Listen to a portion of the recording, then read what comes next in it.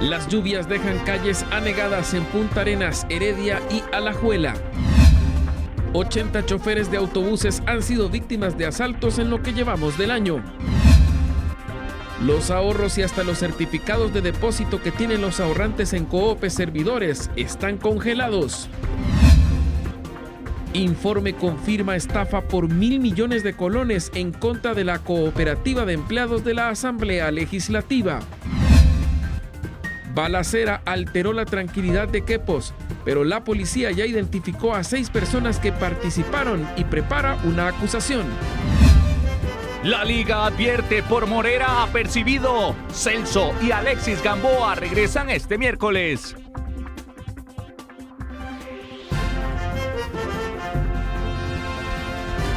¿Qué tal? Buenas noches. Muchísimas gracias por acompañarnos como siempre a esta hora. Soy Yanane Villanueva y esto es Noticias Repretel. En pantalla tenemos parte de nuestra agenda, a nuestros compañeros y compañeras ubicados en diferentes puntos de nuestro país. Arrancamos.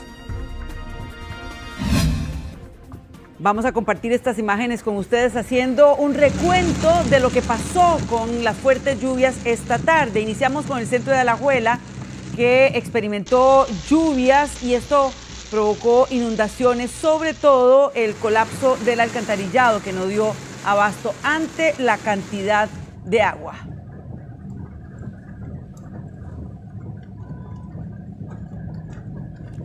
Y aquí estamos observando San Antonio del Tejar inundado, las fuertes lluvias que hemos experimentado en los últimos días, prácticamente desde el sábado y durante las tardes, aunque el lunes, recordemos que amanecimos con lluvias desde muy temprano. Estas son las imágenes de Alajuela, San Antonio de Tejar. El agua ingresó a las casas, comercios, provocando también consecuencias. Es la estación lluviosa y según el Instituto Meteorológico esto va a prevalecer durante los próximos días. La humedad, la zona de convergencia intertropical activa sobre el país. San Antonio del Tejar, Alajuela, y vamos a seguir también contándoles lo que sucedió en otras localidades de nuestro país. Por ejemplo, las lluvias en el Pacífico Central. Usted está observando lo que pasó en Punta Arenas, en lugares como Buenos Aires, Quepos y Parrita. Fuertes lluvias que dejaron también consecuencias.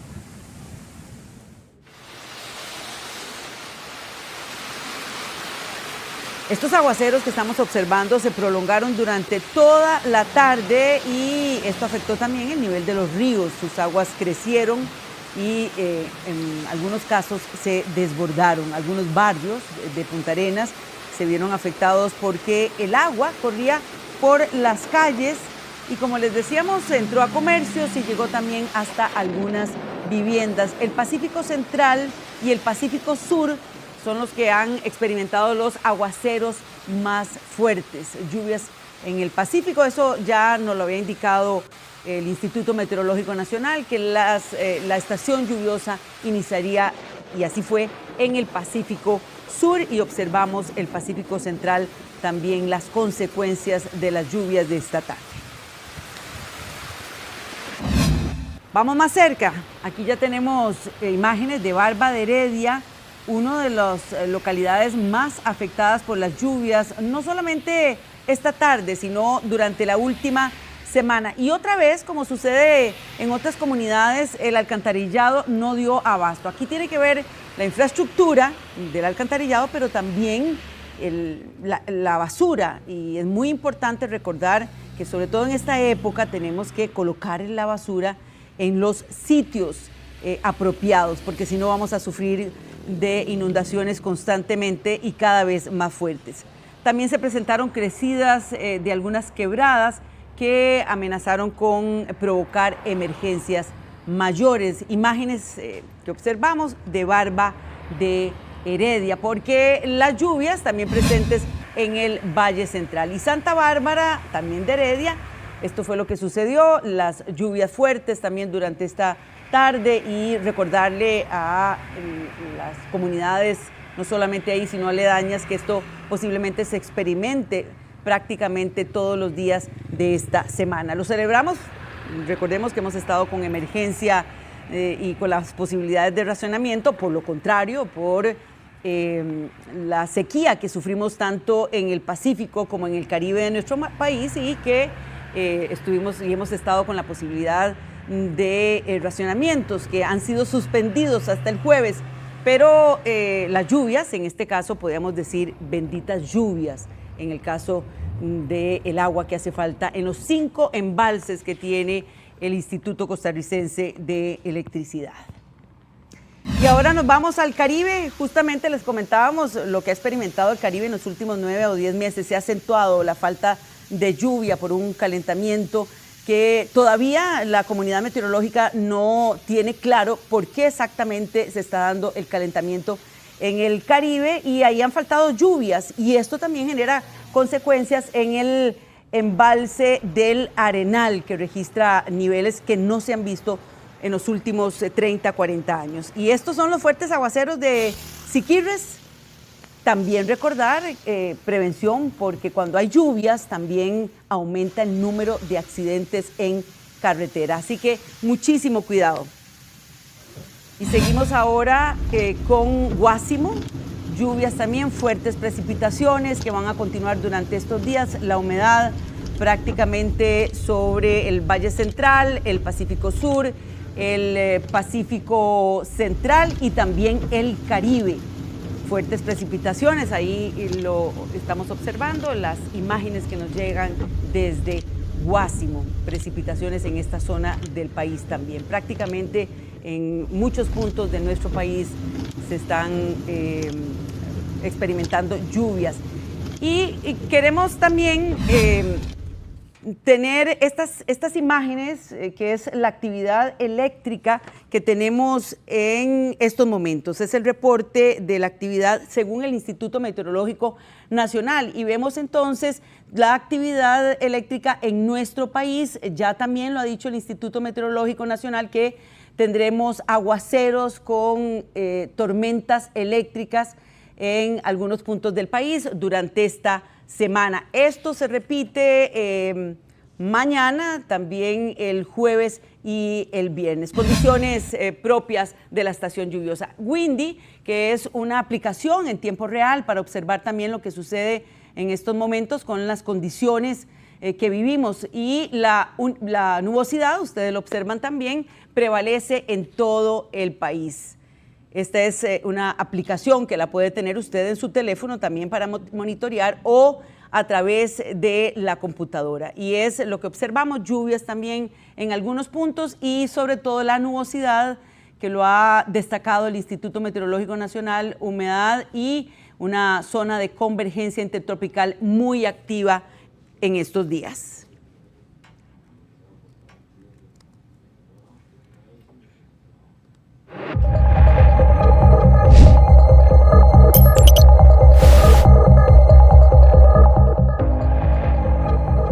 Y videos de cámaras de seguridad permitieron a la Policía Municipal de Goicoechea detener a 2 sujetos armados que amenazaron al chofer y pasajeros de un autobús. Uno de ellos era menor de edad. Tenemos toda la información con nuestro compañero Eric Meléndez. Adelante, Eric, con el reporte. Yenane, muy buenas noches. Y es que el susto de su vida se llevó este chofer, los pasajeros por al menos 300 metros. Estamos ubicados al costado norte del Parque Central de Guadalupe. Fue el punto exacto donde se da esa discusión. Incluso uno de estos motociclistas saca un arma de fuego y comienza a amenazar al chofer de este autobús. Acá donde me encuentro, nada más me muevo y les muestro el lugar donde se da justa la detención de estos 2 hombres que viajaban a bordo de esta motocicleta. Una situación que generó rápidamente lo que fue la detención de ambos sujetos.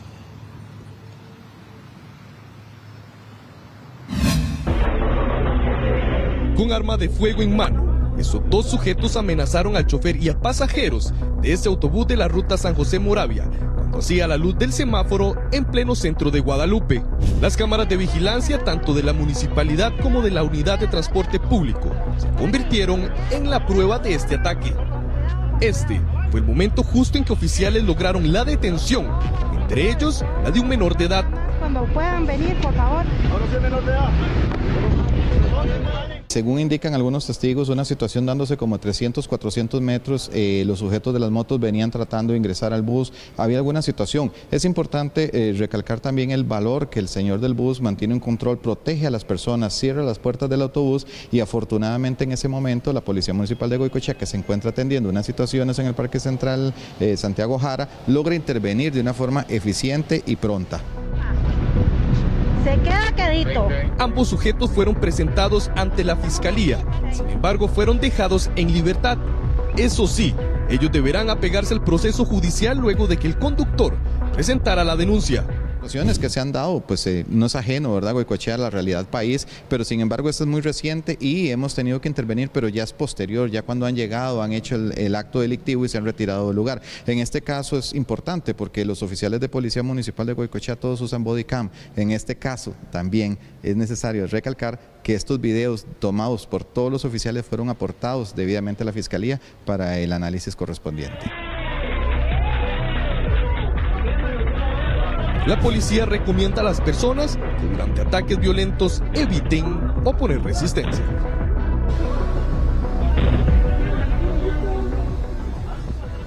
Hay que mencionar que en lo que va del año, el Ministerio de Seguridad Pública contabiliza 80 denuncias por asaltos en el transporte público y por supuesto la preocupación para choferes, pero también para los usuarios.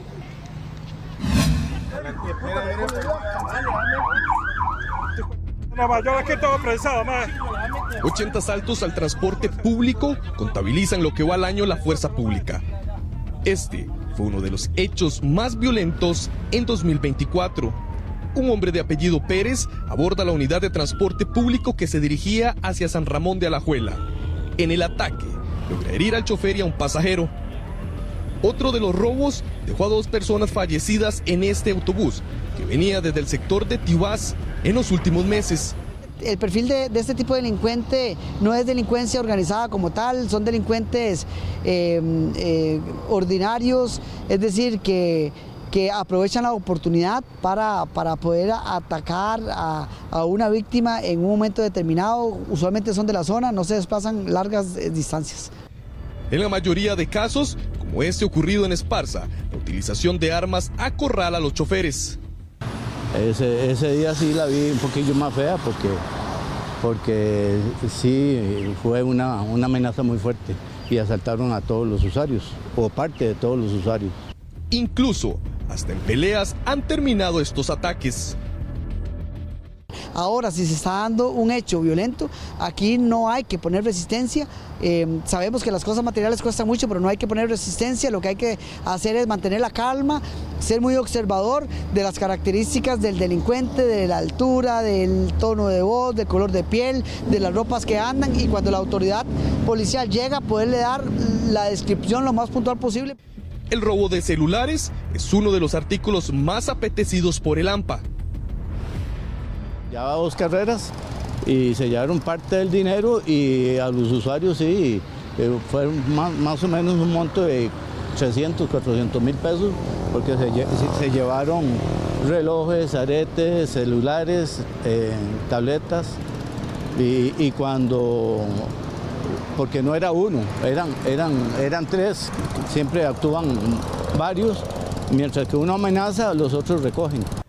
En lo que va del año, la policía registra un total de 3.200 asaltos en todas las modalidades a lo largo y ancho del territorio nacional. Esta situación de inseguridad está haciendo que muchos usuarios de autobús busquen nuevas alternativas de transporte. Hablamos con algunos de ellos y esto fue lo que nos mencionaron. Cuando andan en autobús, ¿cómo se cuida con las pertenencias? Demasiado, eso sí, porque no sabe en qué momento puede entrar alguien o quitarle las cosas, pero por los momentos, gracias a Dios, no me ha pasado ningún intercambio de eso. La desconfianza, eso sí, me imagino, a la hora de andar en el bus. Eso sí, siempre. Eso nunca se va a terminar. En la noche no me expongo, simplemente. ¿Ya no se puede confiar? No, que hay más de uno mayor, ya no. Así como lo tengo puesto, cruzado, y lo sostengo para que no se salga nada. Y no me duermo. Eso es muy importante, ¿verdad? También. Ajá, sí. La gente que se duerme normalmente le roban las cosas.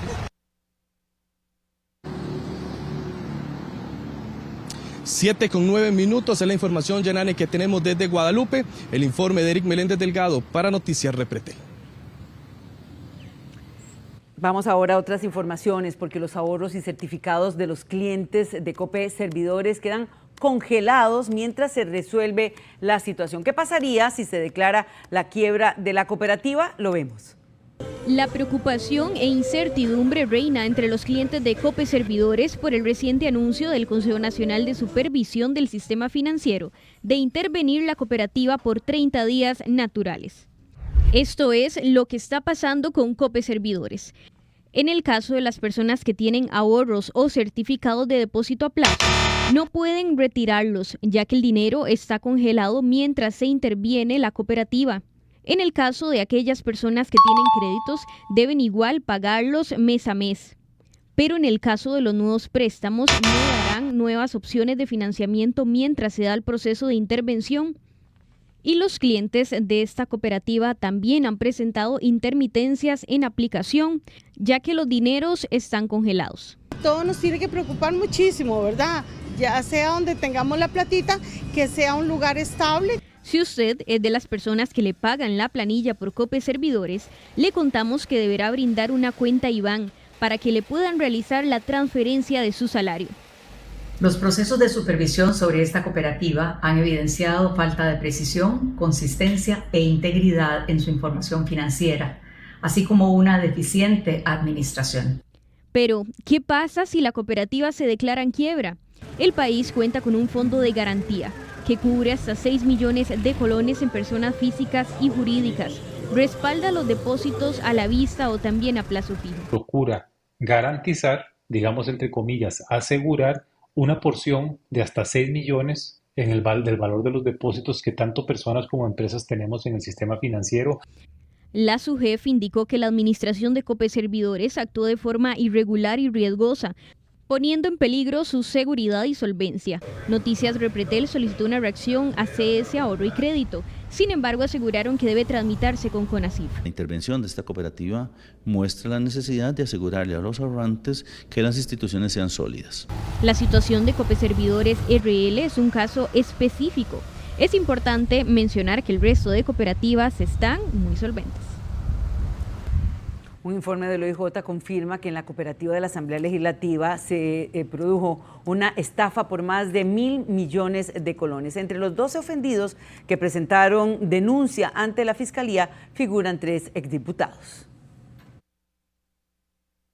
El 22 de abril anterior, la sección de delitos económicos del OIJ remitió un informe a la Fiscalía de Fraudes, en el cual concluye que la cooperativa de la Asamblea Legislativa otorgó 57 créditos por 1.133.644.540 colones a 12 funcionarios en contra de lo estipulado en sus reglamentos de crédito vigentes. Este documento figura como prueba en el expediente por el delito de administración fraudulenta que se sigue en contra de 14 funcionarios de la Asamblea Legislativa y que a la vez tiene como ofendidos a otros 12 funcionarios, en los cuales figuran 3 exdiputados, Xiomara Rodríguez, Milady Alfaro y Giovanni Gómez. En una auditoría realizada a Cope Asamblea por el Infocop en 2019, se detectaron serios vicios de control interno que hacía presumir el traslado de cuantiosas sumas de dinero, encubiertos mediante la figura de créditos, asesorías, destinados a beneficiar de modo ilegal a un grupo de personas relacionadas entre sí por su condición de directores de la cooperativa y compañeros de trabajo en la Asamblea Legislativa. El informe de la sección de delitos económicos del OIJ individualizó los 12 créditos otorgados entre los 256 millones de colones y los 30 millones, de los cuales 6 se encuentran en cobro judicial y el resto presentan atrasos en el pago. La dificultad en la recuperación de los saldos pendientes ocasionó un aumento en la mora de la cartera crediticia y afectó la liquidez de la cooperativa. En resumen, es criterio de esta sección que los miembros del Consejo de Administración faltaron al debido cuidado e incumplieron el reglamento de crédito, lo que afectó desfavorablemente las finanzas de la cooperativa. Además del delito de administración fraudulenta, la Fiscalía de Probidad, Transparencia y Anticorrupción abrió una causa en contra del exgerente general de la cooperativa por el delito de peculado.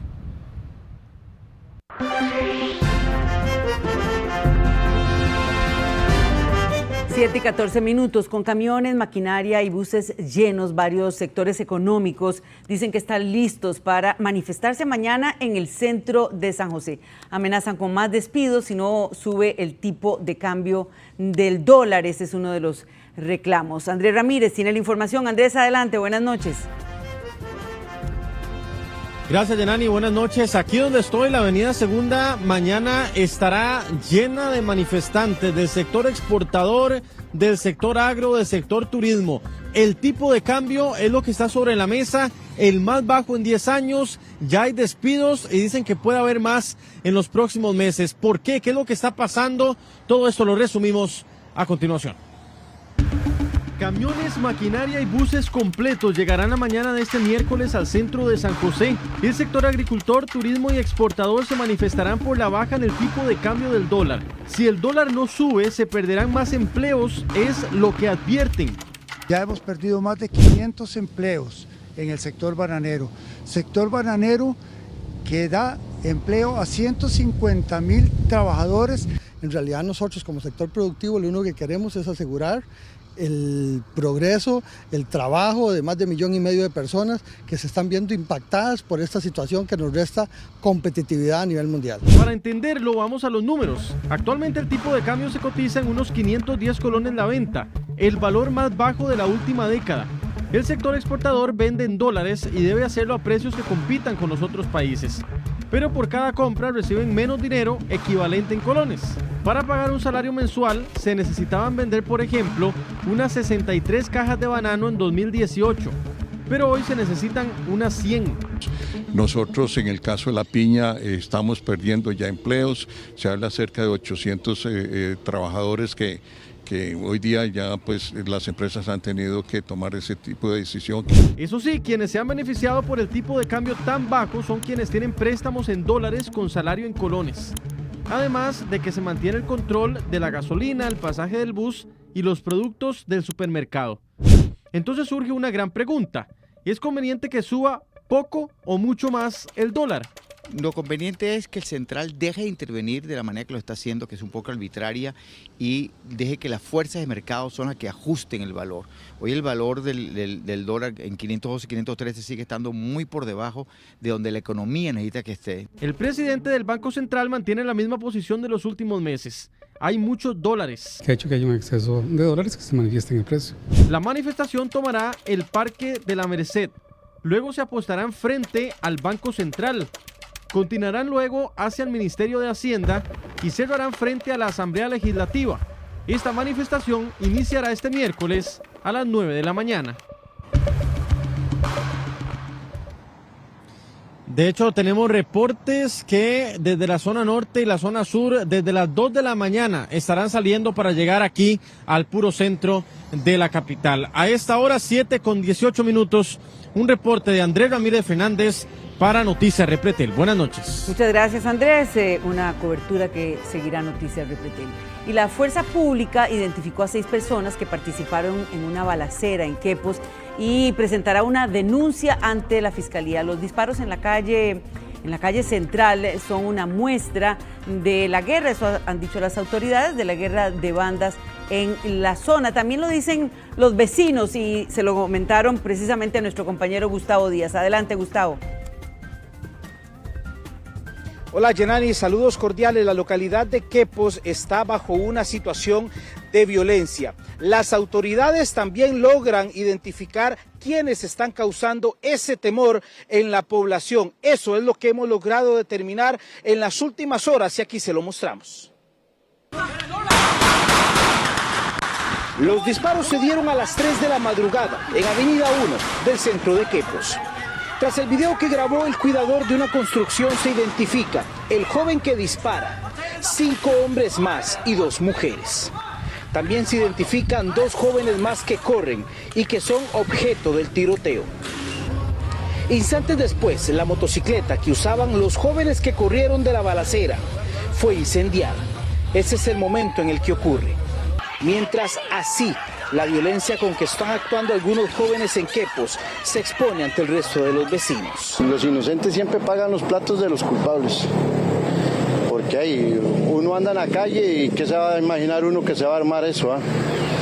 Para mí eso es nuevo y algo de que salió de la noche a la mañana. Noticias Repretel consultó al director de operaciones de la Fuerza Pública sobre lo que procede. Estas otras personas son las que se estaban desplazando en motocicleta, que también al parecer tuvieron un encontronazo con estas personas que estaban a pie. Aquí lo importante a rescatar es que la Fuerza Pública va a hacer una formalidad para denunciarlos por activación de armas de fuego, el lugar poblado, el organismo de investigación judicial también está sobre el hecho, logramos identificar a las personas que andaban en motocicleta y vamos a elevar esto vía judicial. Los involucrados son en su mayoría jóvenes. Muy preocupado porque eso se está dando muy menudo aquí en Quepos y alrededor de la comunidad de Quepos, háblese de Damas, Cerros, ni que hacer de Parrita. Y aquí está complicado para todo el pueblo, para la juventud especialmente, porque en el video se ven muchos niños, muchachitos de 18 años. En la localidad de Quepos no es la primera vez que ocurren detonaciones.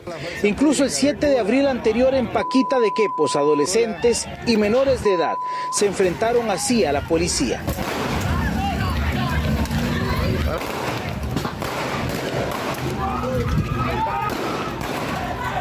Uno se sorprende porque aquí Quepos ha sido un lugar un poco sano y ahora están pasando cosas que no deberían de pasar, pero lo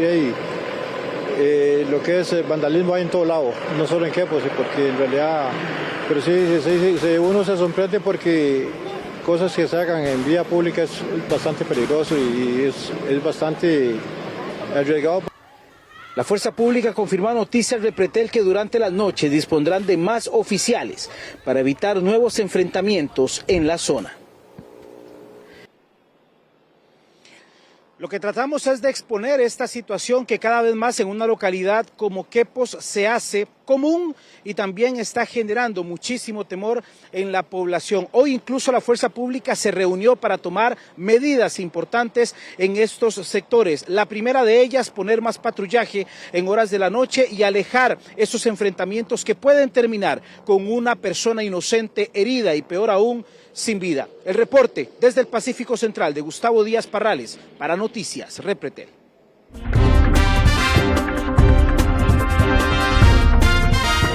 En un edificio supuestamente abandonado encontraron 5.000 kilos de carne de pato. Las autoridades presumen que el producto entró de forma irregular y provenía de algún país asiático. El operativo fue en conjunto entre la Policía Municipal de San José, el Ministerio de Salud y el Servicio Nacional de Salud Animal, quienes decomisaron 5.000 kilos de carne de pato que no contaba con el registro sanitario en un establecimiento ubicado en San José, exactamente entre Quesada Durán y San Francisco de los Ríos, sobre calle 49A.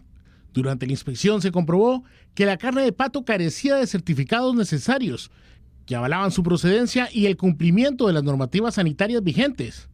Además, la carne se encontraba en condiciones inadecuadas en una edificación en ruinas que aparentaba estar en abandono. Esta falta de regulación puso en riesgo la salud pública, dado que los productos sin registro pueden estar contaminados o no cumplir con los estándares de calidad exigidos. Todo este cargamento fue retirado por las autoridades y llevado a un centro de servicio de salud animal, en donde iba a ser destruido.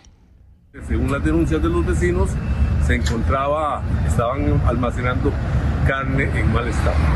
Al ingreso de las autoridades sanitarias se determinó que en efecto había carne de pato en una cantidad aproximada a los 5.000 kilos, los mismos que fueron decomisados por la autoridad sanitaria.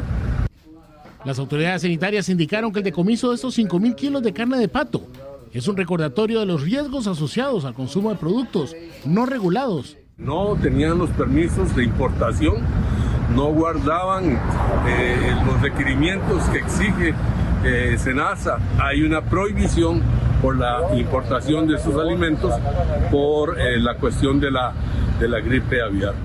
El Servicio Nacional de Salud Animal presume que el cargamento de carne de pato fue ingresado al territorio nacional de forma irregular, ya que no contaban con documentación que mostraran su origen o la trazabilidad de esta importación. Un doble proceso judicial deberá enfrentar el sospechoso de la muerte y desaparición de Emilce Soto. Mientras por el caso de Emilce lo investigan de homicidio o por homicidio, el juicio por el que lo absolvieron tras la muerte de una adolescente se volverá a realizar ante una apelación de la Fiscalía. Es la tercera vez que el hombre de apellido Valverde se conoce con un expediente judicial por homicidio. Y las consecuencias de los primeros casos aún lo persiguen.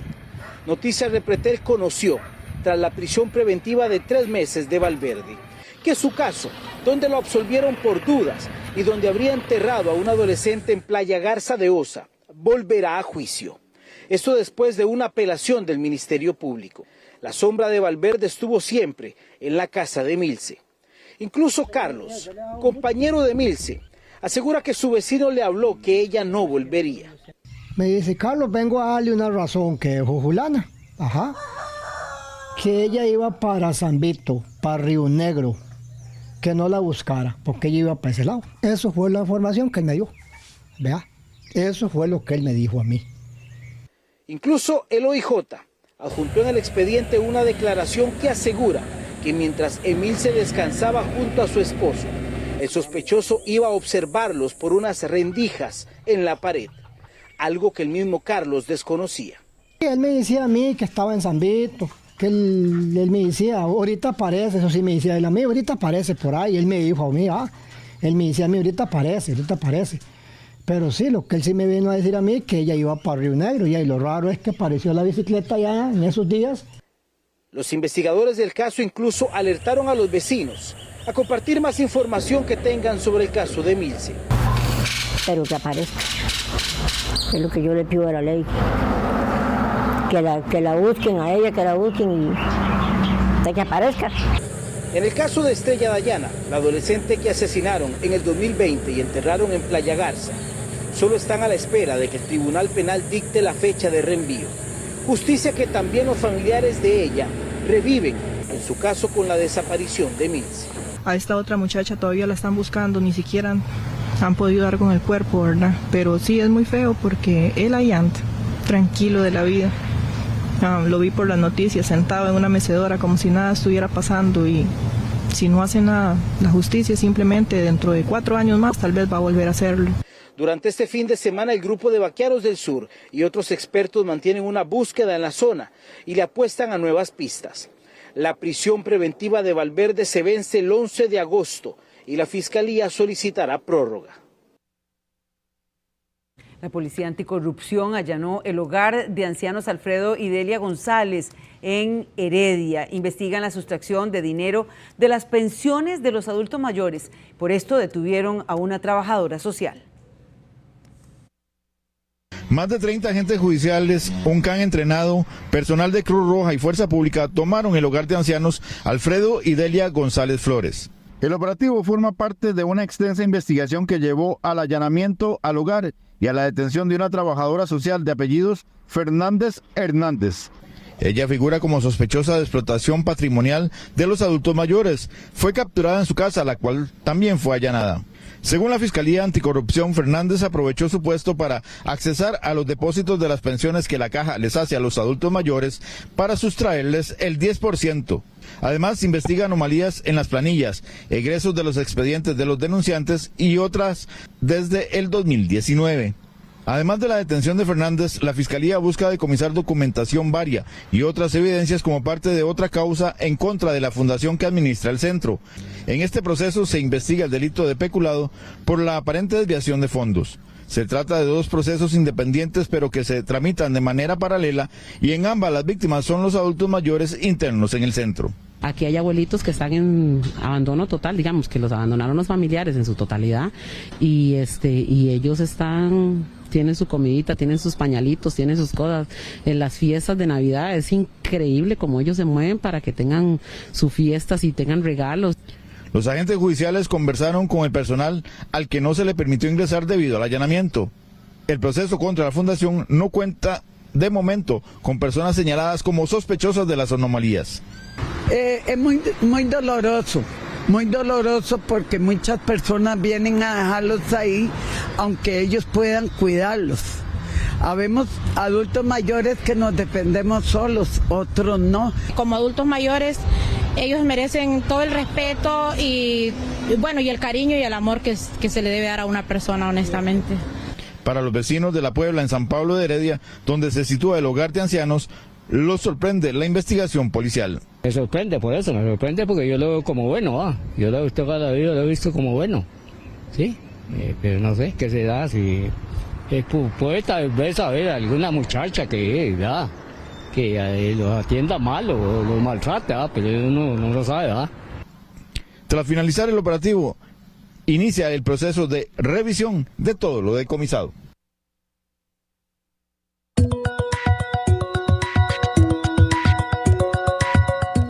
7:30. Hay emoción, sobre todo por el acumulado esta noche, porque imagínense que pagaría 3 veces más que un pedacito del gordo navideño. Ya tenemos la señal en vivo de la Junta de Protección Social y también los chances, porque es martes y aquí en Noticias Repretel le llevamos la suerte. De inmediato procedemos a verificar cada uno de los selectores.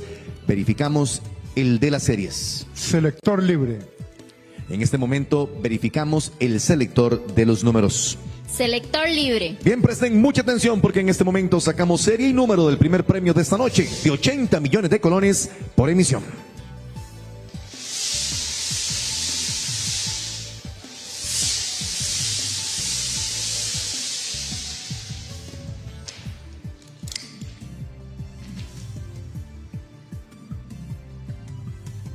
Serie 202-202. Número 9898. 98 con la 202, la combinación del primer premio. En este momento, serie y número del segundo premio de 25 millones de colones.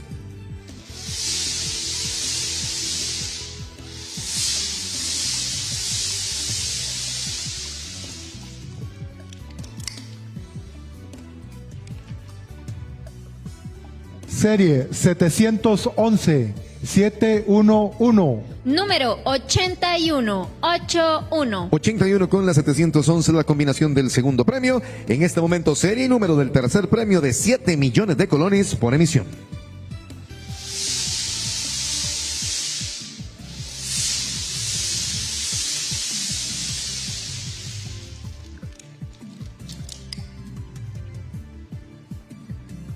Serie 658-658. Número 5757. 57 con la 658. Esa es la combinación del tercer y último premio del sorteo de chance de hoy, martes. A continuación, el número duplicador, número que le paga 10,000 colones por emisión.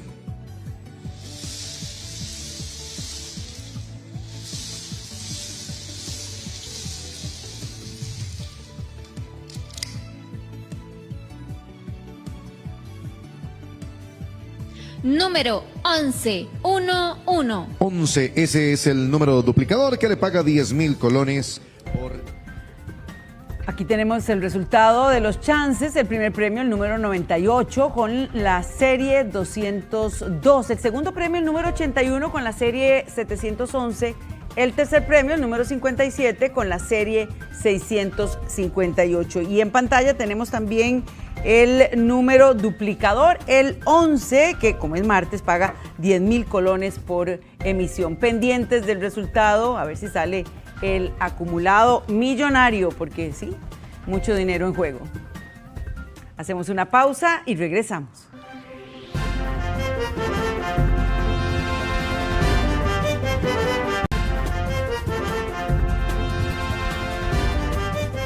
Muchas gracias por continuar con Noticias Repretel. Publicamos este derecho de rectificación a solicitud de Bernal Rojas Chávez, representante legal de la Sociedad Agregados Naturales S.A., titular del Tajo Cartagena. Y es que este lunes el Servicio de Vigilancia Aérea del Ministerio de Seguridad Pública informó sobre el hallazgo de una avioneta en la zona conocida como Tajo Cartagena. Don Bernal Rojas desea aclarar que el lugar donde cayó la avioneta no corresponde al Tajo Cartagena, sino a otra propiedad.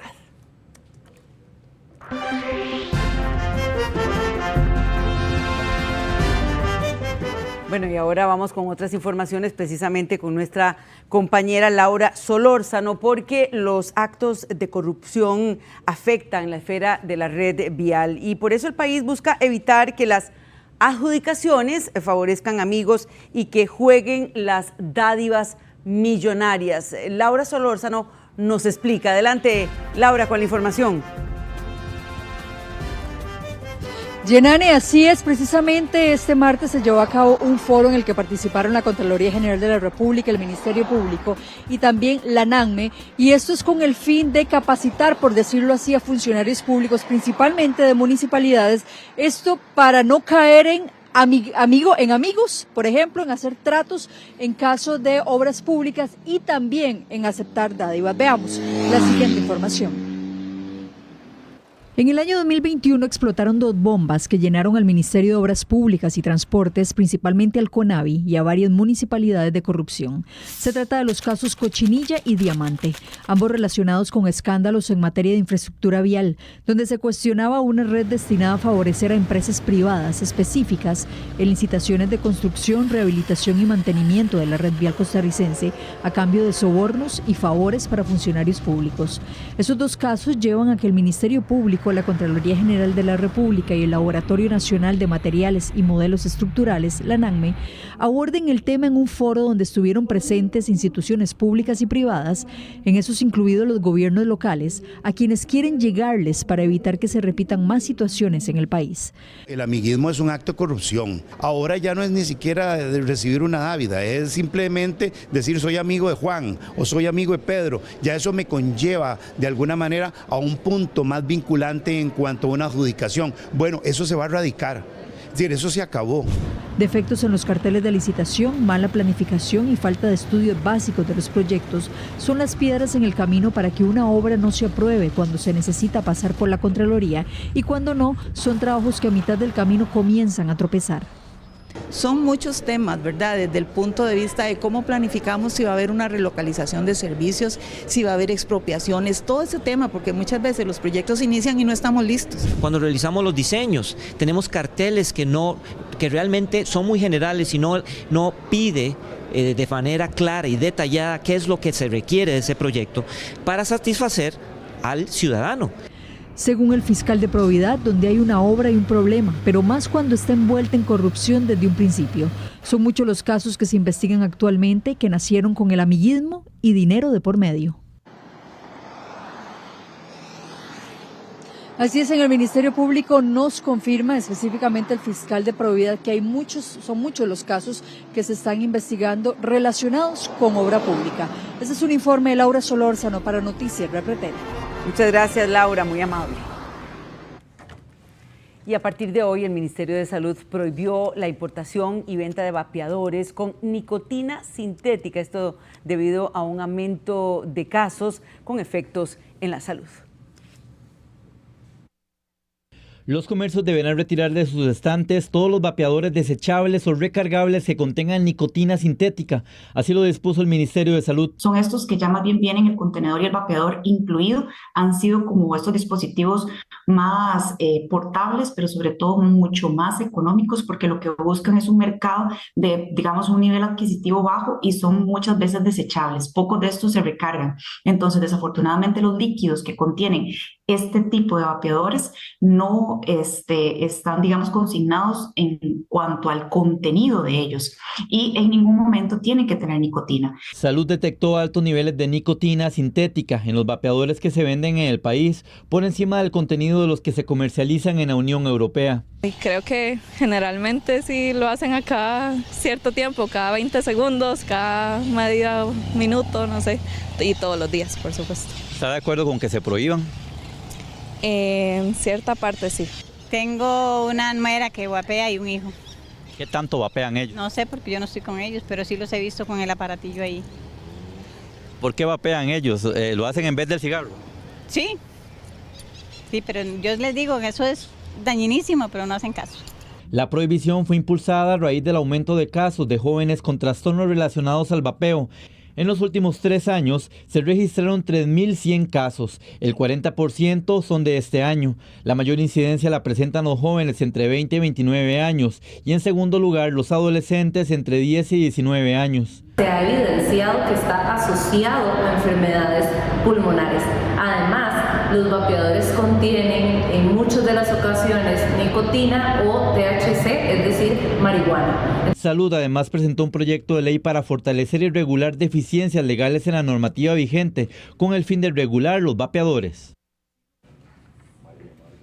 El interés hacia la inteligencia artificial convirtió al chat GPT en una herramienta ideal para simplificar los trabajos. Ahora, una nueva versión podría ser un poderoso asistente para las personas. Prepárate, porque llegó Colby 5G y los que somos Colby seremos los primeros en tener una conexión real 5G. Colby presenta la sección de tecnología. La herramienta de inteligencia artificial ChatGPT ahora tiene la capacidad de hablar para responder a las peticiones de los usuarios similar a las de un humano. Puede responder a entradas de audio en tan solo 232 milisegundos, además de poder entender contenido en video y texto. La empresa OpenAI anunció un nuevo modelo multimodal basado en inteligencia artificial llamado GPT-4o. Esto sin duda que nos permite sacar ventaja en el sentido de que nos ahorra tiempo, que nos permite también optimizar ciertas tareas un poco más operativas e incluso también nos puede ayudar a solucionar un problema que surge en nuestro día a día. El nuevo chatbot de la plataforma puede escuchar, hablar y observar, convirtiéndolo en un poderoso asistente. I'd like you to be super sarcastic. Everything you say from now on is just going to be dripping in sarcasm. How does that sound? Oh, that sounds just amazing. Being sarcastic all the time isn't exhausting or anything. I'm so excited for this. Nope, the sarcasm. Let's get this party started, or whatever.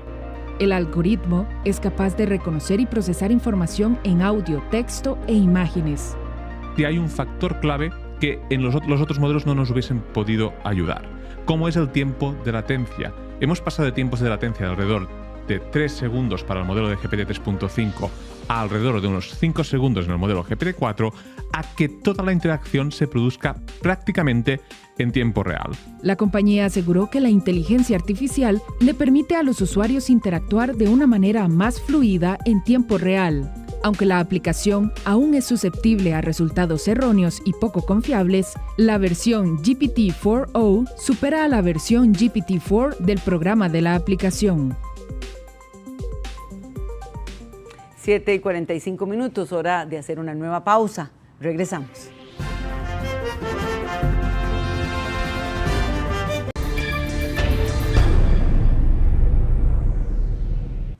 En los últimos días, el ICE duplicó la compra de energía de otros países de Centroamérica, por ejemplo, El Salvador y Guatemala, para evitar recurrir a los cortes de electricidad. Según las autoridades, un aumento en la producción de energía eólica en el nivel del embalse de Cachí y la incorporación de una planta geotérmica nos tiene, de momento, sin apagones. Desde este lunes, el país estaría enfrentando cortes de electricidad, según había anunciado el ICE, pero luego indicaron que los apagones no llegarán al menos hasta el jueves. ¿Qué cambió en estos días? Un análisis de Noticias Repretel con datos oficiales del ICE reveló que en los últimos días la institución duplicó la compra de energía de otros países de Centroamérica como El Salvador y Guatemala.